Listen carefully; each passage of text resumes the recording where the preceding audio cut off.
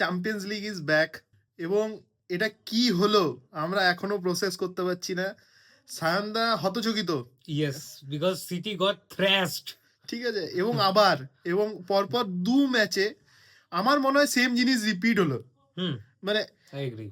Actually খুব সত্যি কথা বলতে আমার একটা জিনিস আজকে বহুবার মনে হয়েছে, যদি আমার কাছে প্লেয়ার রয়েছে ডিরেক্ট খেলার মতো, হালান্ডকে যদি আমি ক্রস দিতে পারি, আমি খেলাটা একবার দেখেছি, আমি এখনই হয়তো খুব কনভিনসিংলি বলতে পারবো না, কিন্তু আমার মনে হয় ওয়াইড একদম ইউজ হয়নি।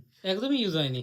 তোমার কাছে যখন ওয়াইড ইউজ করা প্লেয়ার রয়েছে, when you have ডোকু, রেইন্ডার্সকে সেই তুমি খেলাচ্ছ, হু ইজ ভেরি মানে বক্স টু বক্স। বড় কথা হচ্ছে বারবার চেরকি এবং ফডেন ইনসাইড কাট করে যখন ঢুকে আসছিল, রিকো লুইসকে কিন্তু সেভাবে ইউজই করা হয়নি। রিকো লুইসের অন পেপার হয়তো পাস কমপ্লিটেড প্রচুর দেখাবে, রিকো লুইসের একটা টাচ দেখেও আমার মনে হয়নি যে he can create some threat.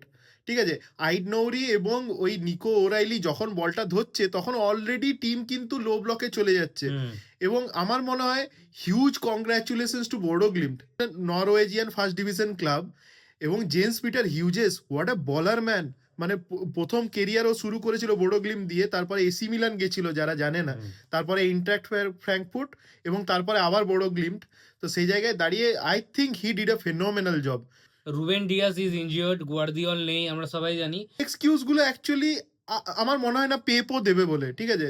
I think they were very bad, মানে মোটামুটি সেম জিনিস রিপিটেড, প্রচন্ড টাইম নিচ্ছে বিল্ড আপে, ডিরেক্ট খেলবো না তো খেলবো না, ওয়াইড একদম ইউজ হয়নি।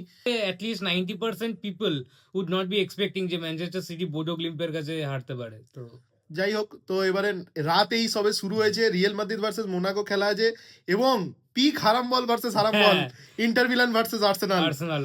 What a hell of a match it will be. তো স্টে টিউন, যদি মানে মার্কেটের লোকজন জেগে থাকে, আমরা তো ভিডিও আপলোড করবোই, তাহলে ভিডিও পৌঁছে যাবে। Thank you.